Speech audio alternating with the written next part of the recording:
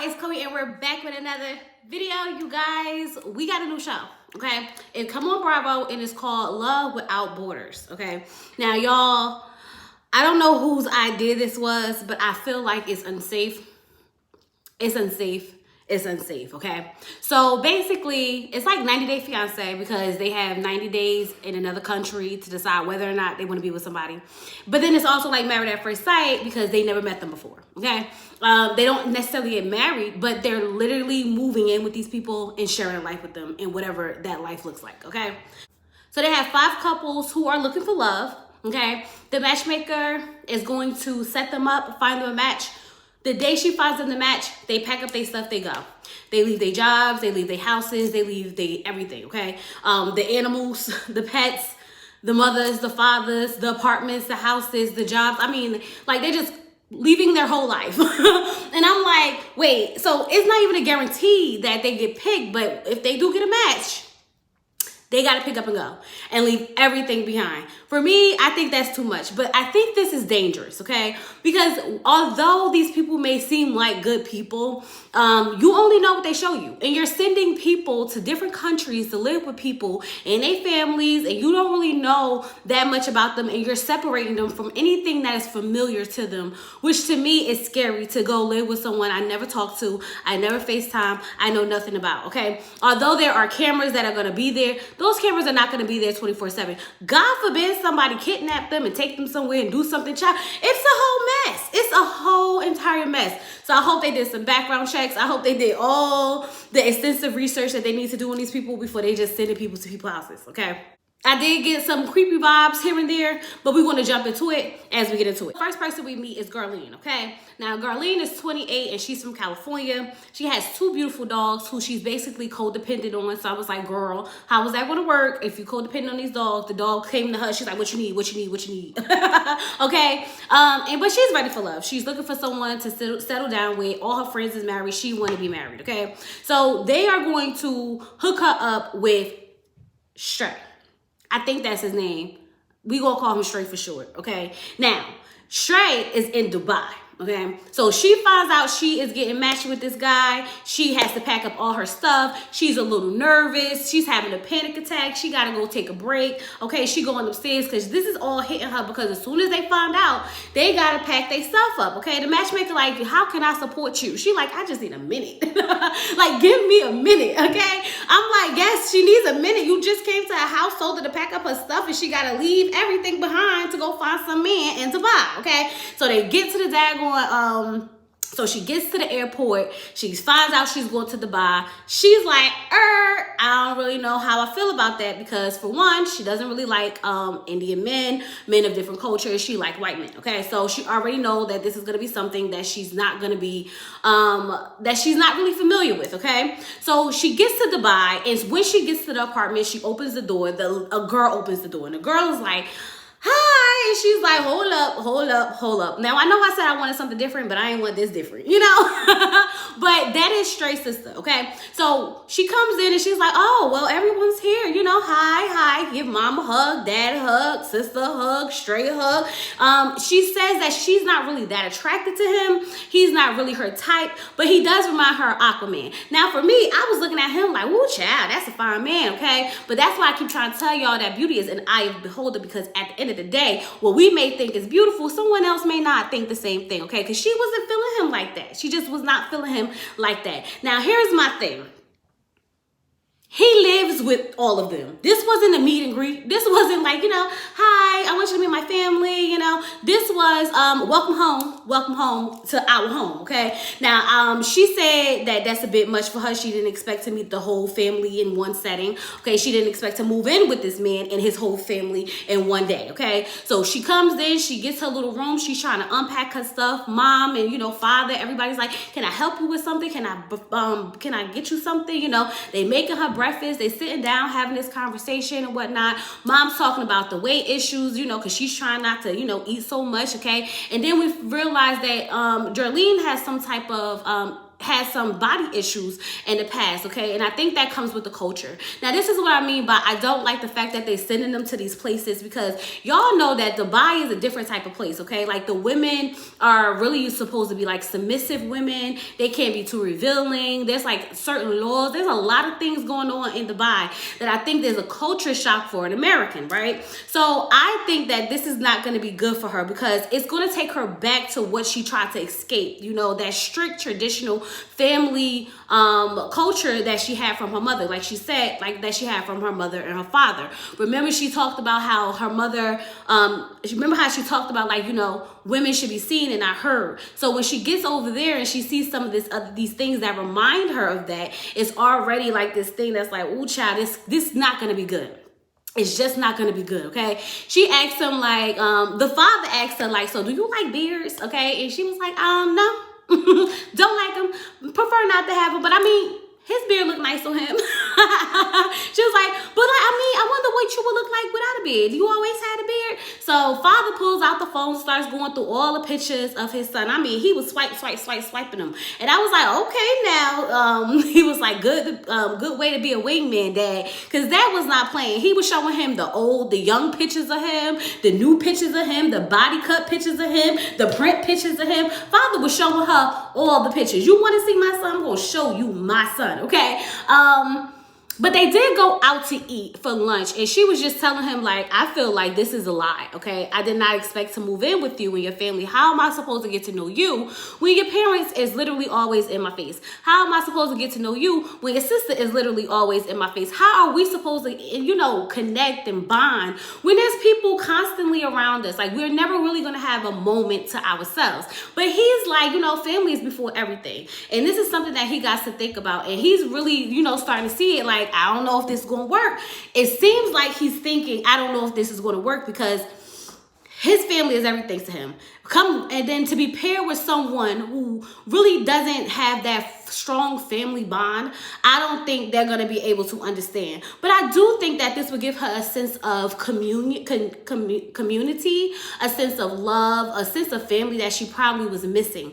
But my only concern is that this may be too familiar of that same family dynamic that she left going into.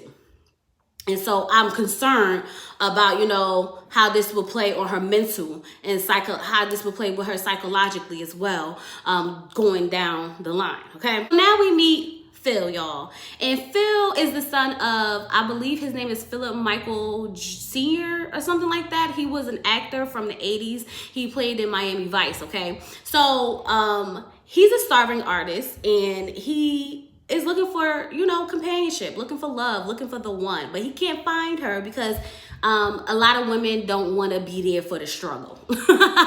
They kind of just want to be part of the success, but not the struggle, okay? And so he feels like, you know, this is his best chance to find someone to, you know, love him and understand him and, you know, build with him, okay? So the matchmaker comes in, lets him know, hey, found you a match, pack up your stuff, let's go, okay? He goes in, he's packing up all his things, but he got to make sure he got his wipes, okay, his disinfectant and cleaning stuff, because cleanliness is next to godliness, okay? And that's one thing he is not willing to sacrifice on, okay? So he's going to pack up all his things, and before he goes, he wants to go cut off his locks, okay? So now he has this cute little curly hair that kind of reminds him of his father. He gets to the airport, he finds out that he is going to Ghana, okay? And this feels surreal to him because that was one of the last places his mother's was, okay? We found out that his mother passed away, and so he never really had a connection with her like that in his adulthood, okay? So he felt like this had to be a fate. This had to be fate. This was his, this is meant to be,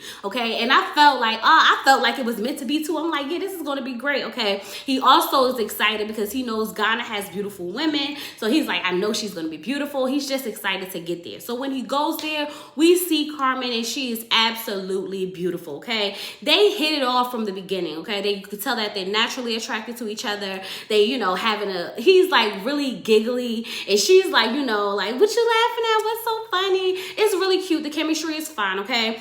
He comes in, he wants to start wiping down, you know, his stuff, and she's like, what he got them whites for? And I was like, I think she feels offended because it's kind of basically like making it seem like her place is dirty. And it didn't look dirty to me, so I don't understand what he was doing all that for, okay? But he said he's a germaphobe, and so he had to go bring his wipes to wipe down some stuff, okay? She tells him to go take a shower, get himself together. Lord, they got the man taking a bucket shower. Now, I'm like, okay, this is already a culture shock, understandable. I know that, you know, everything's not gonna be perfect, but don't y'all got a stove? We can't warm the water up a little bit? Why we gotta have a cold ice bath, okay? So he is in there washing up. She ain't got no washcloths because, you know, I guess they use the soap in their hands. That's how a lot of people like to wash themselves, okay? So, you know, he's like, I don't know about this. It's a lot of questions going through his mind at this moment, okay? But overall, they seem to have a good connection, and they seem like they're gonna hit it off really good, okay? She's going to sleep downstairs, he's going to sleep upstairs in the bed, and he's like, you know, that's kind of far. It's kind of far, okay? So I'm sure they figured out the sleeping situation because he was like, I don't want you to sleep on the couch. She was like, and I wasn't. I definitely wasn't. I was going downstairs. You could sleep in that bed, but I definitely wasn't sleeping on this couch, okay? Period. So, so far, I feel like they have good chemistry. I would like to see how this relationship plays out, okay? So the next couple we going into is Diana, okay? So Diana is from Montana. She is 38, okay? And she's about that van life. Homegirl lives in a Sprinter van, okay? She travels around and she makes her music and she songwrite and whatnot. And I guess she probably be posted on TikTok and YouTube and making a little coin off of it so she could pay for her gas and her food and amenities and whatnot, okay?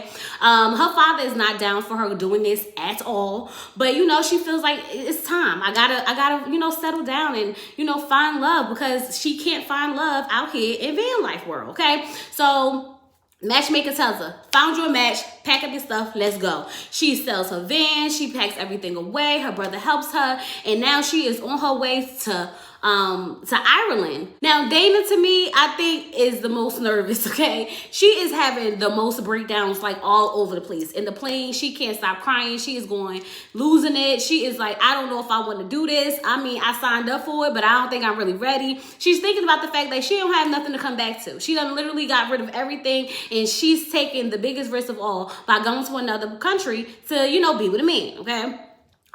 When she gets there, she meets Brian, okay? And Brian is a former, okay? Now, y'all, something about Brian makes me feel uneasy. And I don't mean that in like a bad way. I just get this uneasy feeling, okay? When she gets there, you know, he has wine for her. They're sitting down, they're talking, they're getting to know each other. She's instantly kind of like falling for him. She's more at ease now. He's nice on the eyes. Everything seems great. But something about the way he told her she can go take a shower in his bathroom made me feel uneasy because I was like, you got 4 rooms in this house and she got to take a shower in your bathroom. He convinced her that it's the water pressure, okay? The water pressure is the best in his shower, so that's where she want to take the shower.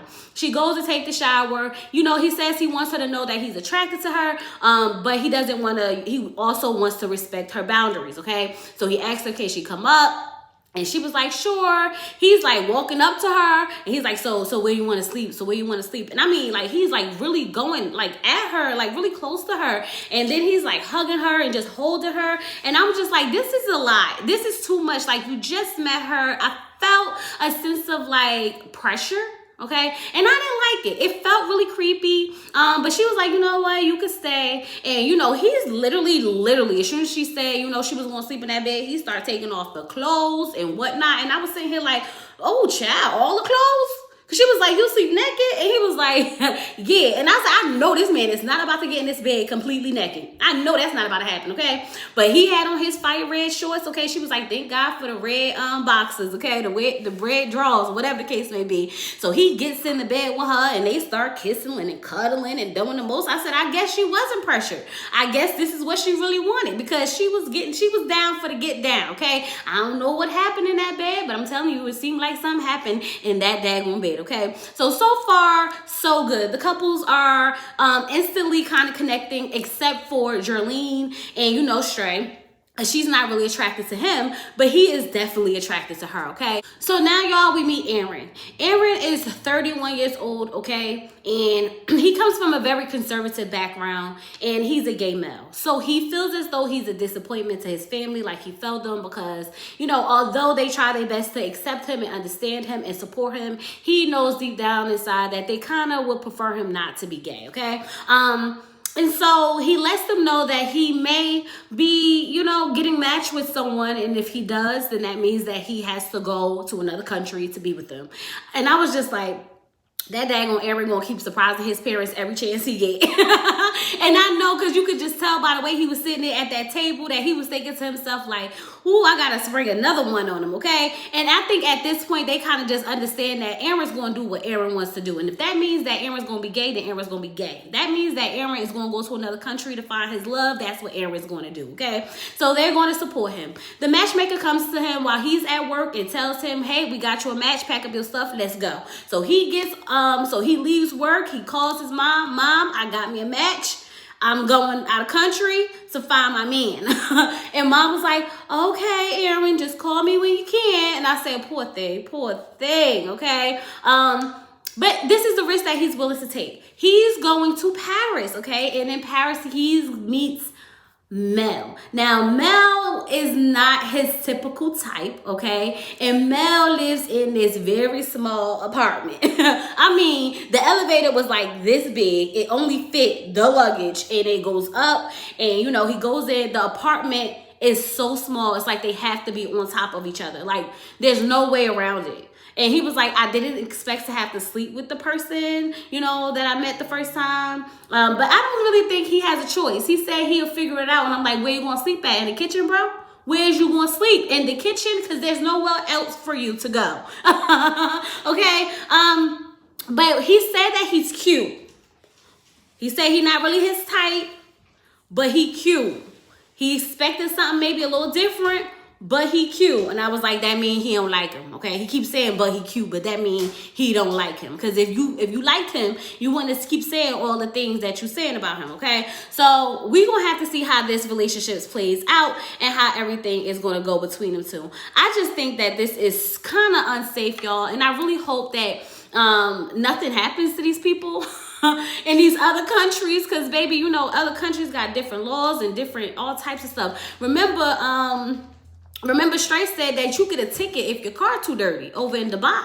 So just imagine certain laws and rules that they have that they might not even be aware of. So I really hope that they did their homework. They schooled these people on things that they need to know and how to navigate these new, new environments. There is another couple coming, and we're going to meet them next week. So we'll just have to see how this all plays out. I'm actually excited for something new, especially because I wanted to do 90 Day Fiance, but I always felt like the 2 hours and everything, like it was just too much. So I really like this vibe. It's 1 hour, 5 couples, same concept of all the shows we've been watching, kind of joined all into one, and I'm here for it. So let's just see how this all plays out. Don't forget to like this video, comment down below, let me know what you thought about the show. Like the video, subscribe, all that good stuff. If you have nothing to comment but you really like the show, leave me some yellow hearts and let me know you stopped by. With all that being said, y'all, I'll talk to you later. Peace.